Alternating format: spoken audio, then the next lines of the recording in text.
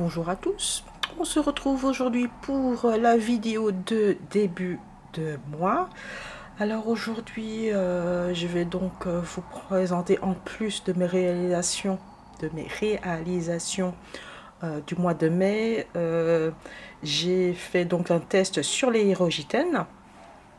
Donc je vous remontre les boîtes, voilà, qui se présentent comme ça. Il y en a 90.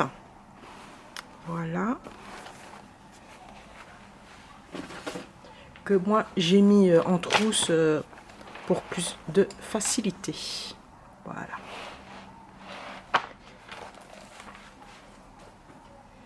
Alors j'ai essayé donc les hirogitènes sur différents papiers. Donc voilà. J'avais aussi dit, je pense, le mois d'avant, dans le papotage, je crois que le mois de mai serait consacré au livre, on va dire, neuf, non entamé, ce que j'ai fait. Donc alors on va commencer tout de suite avec les Johanna Basford.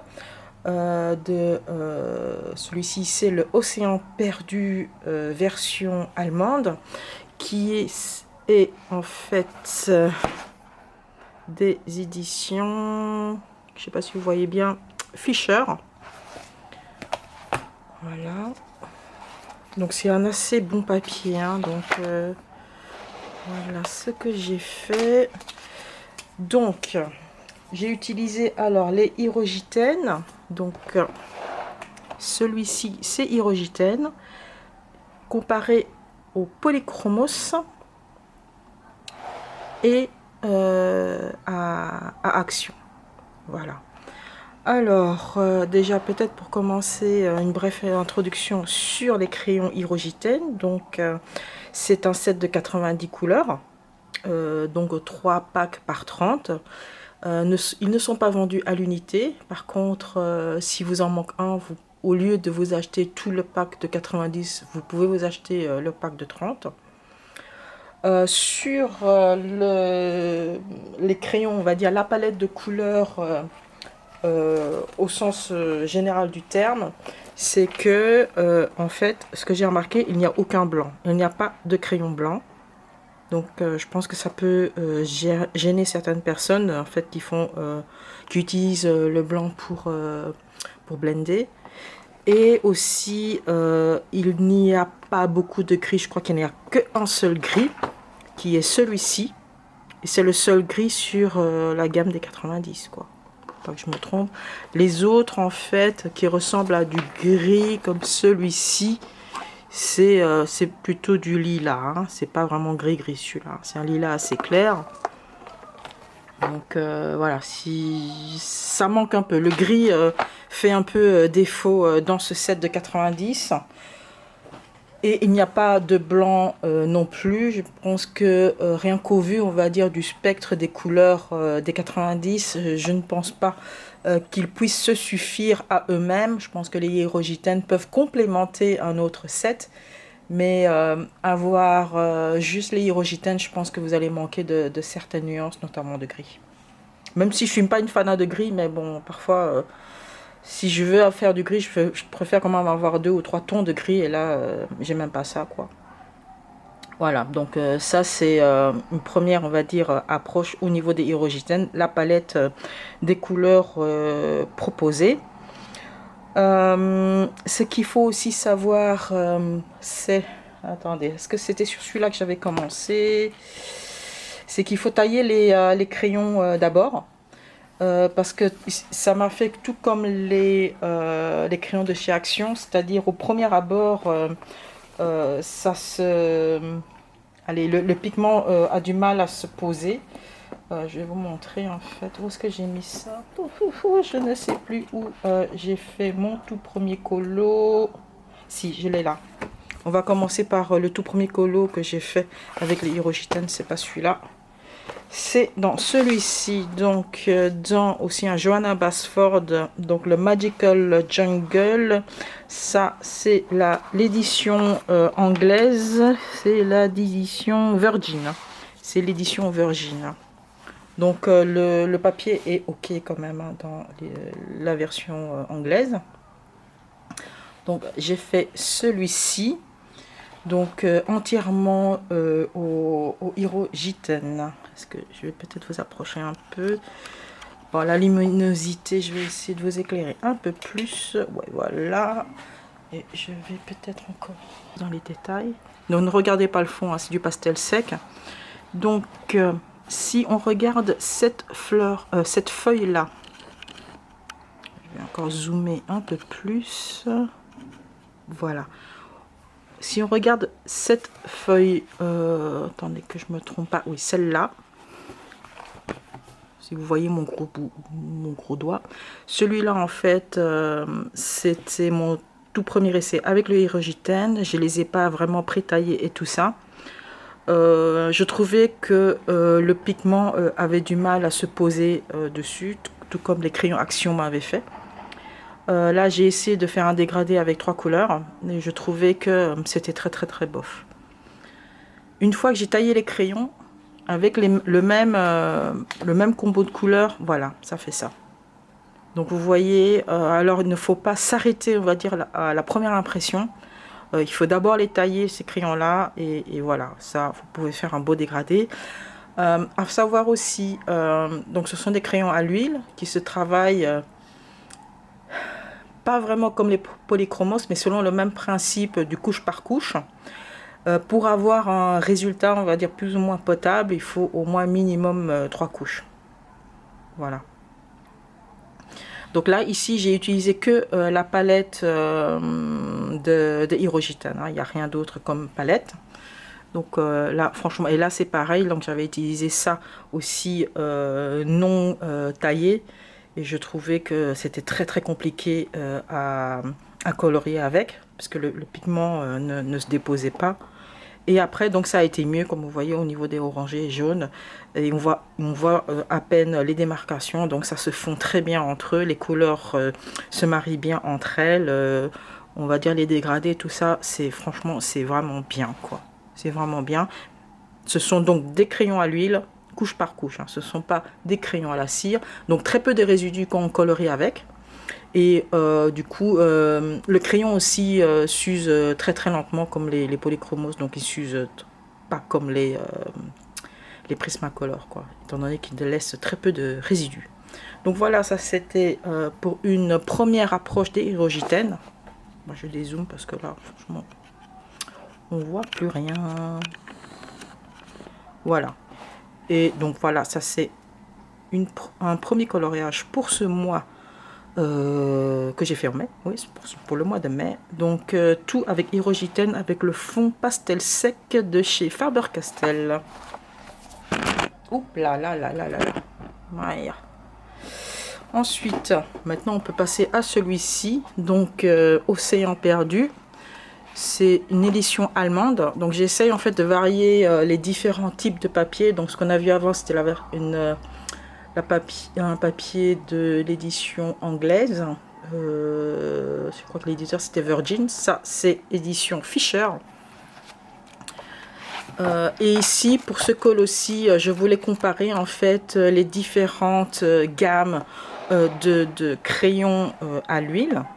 Donc ici j'avais comparé les Hirogiten avec les polychromos et les crayons de chez Action, mais pas celles en boîte de fer, mais en boîte en bois. Alors pour faire un classement, donc je mettrai quand même en premier les polychromos parce que ça se travaille beaucoup plus facilement. Le couche par couche se travaille beaucoup plus facilement. Je viendrai ensuite les Hirogiten et après les Actions. Parce que Actions sont quand même beaucoup plus secs, entre guillemets, que les Hirogiten. Mais bon, même si la couleur, je veux dire, le spectre des couleurs est assez intéressant chez les Hirogiten, ils sont quand même beaucoup plus compliqués à travailler que les polychromos. Donc il faut déjà avoir bien la main sur les polychromos pour pouvoir sortir le meilleur des Hirogiten, je trouve. Donc je ne pense pas les conseiller pour les débutants total. Hein. Donc là, parce que là, ils seront dégoûtés hein, par le coloriage. Et, ah oui, et le fond, donc pastel sec de chez Faber-Castell. Donc j'ai fait cette double page. Voilà.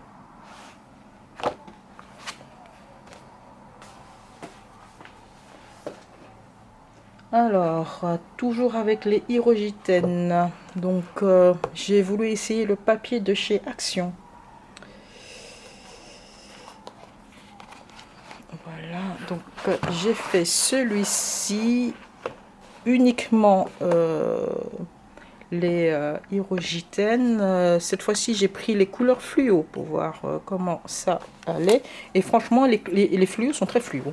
Bon, à l'exception de ça ici, là, ce sont les stylos gel de chez Action aussi, mais les pailletés, quoi.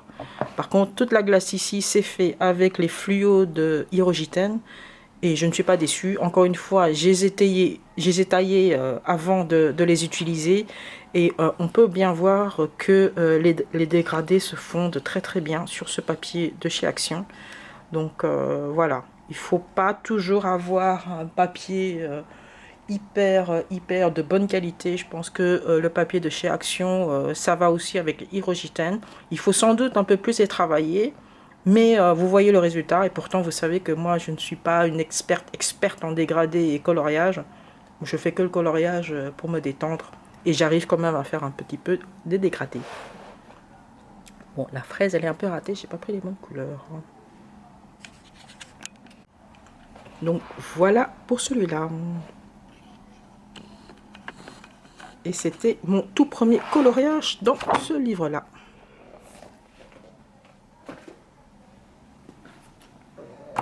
Ensuite, toujours pour essayer les différents types de papier, là c'est un papier Amazon. Donc je pense que beaucoup de gens ont du papier Amazon, je pense. Hein. Donc j'ai voulu essayer donc, dans celui-ci, qui est de Mouse Family, volume 1, que j'avais pas colorié du tout. Et j'ai fait donc la dernière page, donc... et je vous dis aussi merci d'être resté au moins jusqu'ici. Je sais que c'est pas évident parfois avec moi. Hein.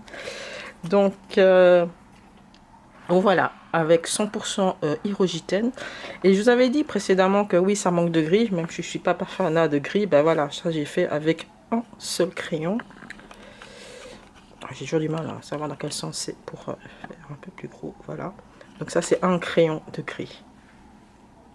Donc on peut s'en sortir, mais bon, très difficilement, quoi, avec un seul gris.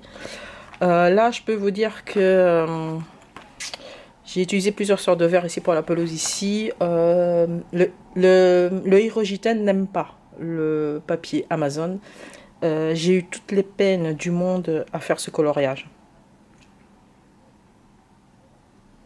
Bon, après, le rendu, il est correct, hein, je dis pas.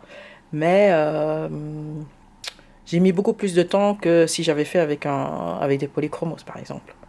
Et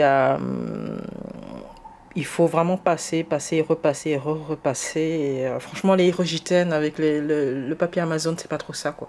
C'est possible, hein. Il faut de la patience, il faut beaucoup de patience, faire pas mal de couches, sachant que le papier Amazon ne prend pas plus que 3 couches. 4e couche, laissez tomber, il n'y a plus rien qui prend, quoi. Donc, et quand vous faites que sur 3 couches, vous avez intérêt à pas trop vous louper, quoi. Voilà, parce que c'est très difficile à rattraper après. Donc ici, j'ai fait quelques petits trucs. Normalement, avec un polychromos, je sais rattraper ça, mais là, j'ai pas su. Le papier est déjà saturé. C'était la 3e couche. Donc voilà. Mais bon, pour quelqu'un qui colorie mieux que moi, enfin, s'en sortira sans doute mieux que moi. Moi, je suis quelqu'un de très moyen. Donc, mais c'est possible. Hein. Je veux dire, c'est pas impossible, mais il faut pas se décourager. Il faut tenir bon. Hein. Moi, j'ai failli laisser tomber. Hein. Voilà. Donc, voici encore un colo que j'ai fait dans c'était quoi? The Mouse Family. Donc, aussi un livre que je n'avais pas entamé. Bon, là, je vais vous montrer un whip, un encours que j'ai pas fini. Mais je voulais absolument vous montrer ce que ça donnait sur du papier marabout. C'est dans le Jardin secret, donc de chez Marabout. J'ai ici mon petit papier. Alors, j'ai pris des Hydrogène, Polychromos, Prismacolor et aussi des crayons Crayola.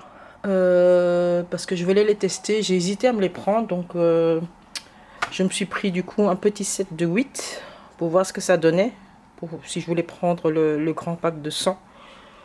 Franchement, c'était pas trop cher, hein, c'était quelques euros, 5-6 euros, je ne sais plus. Voilà.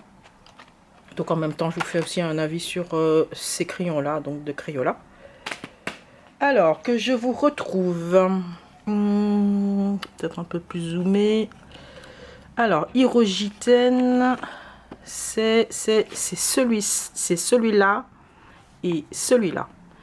Donc, ça laisse, on va dire je vais pas dire des traces, mais ça travaille bien le papier. Donc, j'ai failli trouver le papier, quoi, pour vous dire. Et bon, d'accord, je suis quelqu'un qui appuie pas mal sur les crayons, mais pas au point de faire un trou normalement. Mais là, ça a failli, quoi, avec ça.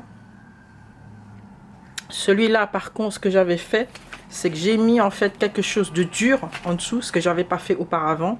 Donc j'ai mis un carton comme ça, que j'ai mis en dessous, et là ça allait mieux. Donc c'est le papier a été plus ou moins, on va dire, épargné de ce côté-là. Donc peut-être sur les marabouts, si vous avez du marabout, mettre un papier cartonné, donc assez épais, pour un peu épargner la feuille, quoi. Donc au niveau de la pose de pigment, c'est correct. Toujours 3 couches minimum. Ok. Pour vous montrer un peu la comparaison, ça ici c'est un Prismacolor et ça n'a rien à voir. Donc Prismacolor, premier coup de crayon, ok, c'est là, la pigmentation est là, faut vraiment pas retravailler dessus. Bon, sachant que j'ai pas fait trop d'efforts de dégradé ici. Mais franchement, si vous êtes adepte de Prisma, vous allez sûrement pas aimer les Hydrogène, quoi. Ça c'est clair. Voilà. Et celui-ci, c'est un Polychromos. Et ça n'a rien à voir non plus avec les Hydrogène. Donc j'ai pris plus ou moins les mêmes couleurs. Donc sachant que les Hydrogène, en fait, ce ne sont pas des couleurs que je trouve dans aucun des deux sets Prisma et de Polychromos, quoi. Mais honnêtement, quand on passe d'un crayon à l'autre, franchement, il n'y a pas photo, quoi. Franchement, il n'y a pas photo. Et comme j'avais comparé, on va dire, les différentes gammes de crayons à l'huile, attendez, je vais vous montrer. Attendez, ah oui, ici, c'est le Crayola. Donc, c'était le set pot de chez Crayola. J'avais failli oublier. Donc ils sont aussi des crayons à l'huile. Et ils sont comparables aux crayons Action. Donc si vous avez déjà le set Action, c'est pas la peine d'aller dans le set Crayola, quoi. Donc ils sont équivalents. Voilà, ils sont assez secs. Pas trop secs, mais ils sont quand même assez secs. C'est des crayons à l'huile. Les couleurs se marient bien entre elles. Donc voilà, c'est tout ce que j'ai à dire. C'est équivalent, c'est du bas de gamme, quoi. C'est des entrées de gamme. Voilà, il n'y a rien d'autre à dire. Pour ça, entre Hydrogène et Crayola, je prends Hydrogène. Clairement. Ils sont pas aussi secs que Crayola ou Action. Et le pigment se pose quand même mieux que ceux de chez Action. Voilà.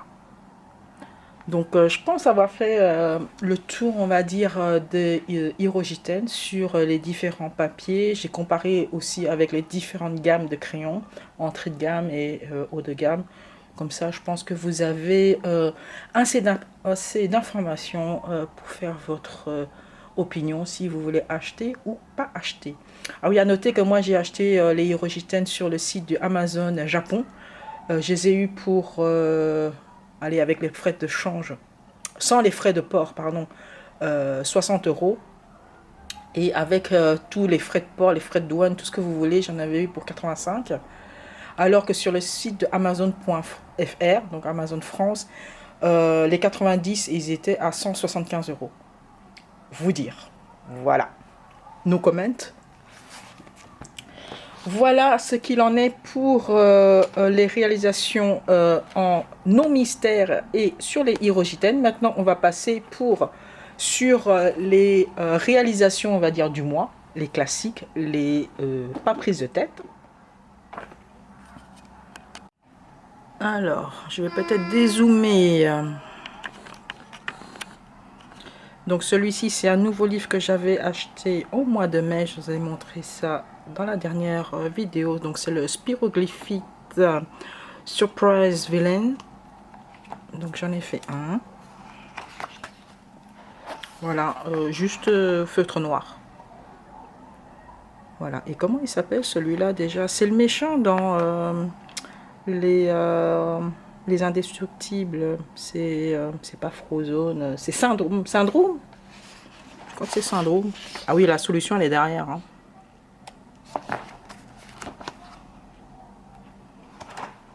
Ouais, c'est Syndrome. Voilà. C'était facile à faire. En fait, je l'ai fait pendant que je faisais le montage de la vidéo d'avant. Donc voilà, c'est vite fait. Alors on tourne dans le mystère.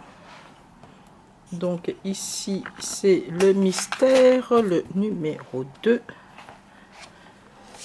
Voilà. Ça c'est Simba quand il est adulte. Donc ça c'est fait avec les crayons de couleur Faber-Castell, les classiques. Et le noir je l'ai fait avec les Artistro. Et j'ai mis un fixe actif aussi. Et là on voit que la couleur n'a pas transféré. Donc je pense que je vais faire ça à l'avenir. Donc mettre un petit coup de pchit, parce que si je fais pas, alors du coup ça fait comme ça. Voilà. Ici j'ai pas osé mettre du fixatif parce que c'est un liquide, et je pense que le noir ici que j'ai fait avec les feutres Stabilo, oui c'est les Stabilo, j'avais peur que ça coule, donc ça je vais laisser là comme ça pour l'instant je pense. Voilà, voilà, donc bon à savoir. Petit ajustement. Ensuite, j'ai aussi avancé dans Dragon et Licorne. Cela, j'ai fait au feutre, feutre Faber-Castell, hein, les connecteurs. Voilà, voilà. Très très minutieux, mais celui-là, il est hyper coloré. J'ai adoré le faire, celui-là. Même si j'ai galéré ici. Parce qu'on dirait pas comme ça, mais il y a trois couleurs là-dedans, en orangé. Voilà, voilà. J'ai ressorti aussi, oui, j'ai tapé au pied là, le Color Quest, avec les modèles géométriques. Ça faisait longtemps que je l'avais plus sorti celui-là. J'avais plus d'1 an. Et voilà. Et je sais pourquoi je ne l'ai pas sorti, parce que c'est vraiment, c'est pas qu'il est compliqué à faire, mais comme il est grand, ça prend beaucoup plus de temps. Et ça prend aussi pas mal de place sur le bureau pour le faire. Mais je l'aime bien, hein, celui-là. J'aime bien. Il faudrait que je continue aussi dans ma lancée. J'espère bien le finir.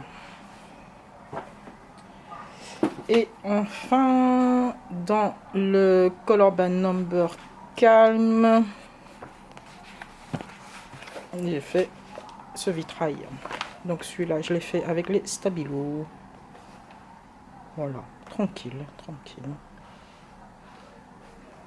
Voilà, donc ce mois de mai était assez bien rempli en termes de coloriage. Bon, j'en ai fait entre guillemets que 11, mais bon, il y a cette fois-ci beaucoup de coloriage non mystère dans le lot. Pour le mois de juin, je sais pas quel style de colo je vais faire. Je n'ai pas vraiment commencé, je n'ai pas vraiment réfléchi. Peut-être faire beaucoup de Jade Summer, feutre à alcool peut-être, je ne sais pas. On verra ça le mois prochain. Au gré des envies, hein, au gré des envies. Donc voilà, ainsi s'achève cette vidéo sur mes réalisations du mois et mon avis sur les Hyrogiten et mon avis sur les crayons de couleur Crayola. Ouais, j'ai un chat dans la gorge. Donc sur ce, je vous dis très bon, je vous souhaite un très bon loisir créatif, bonne journée, bonne soirée, et on se retrouve dans une prochaine vidéo. Bye bye.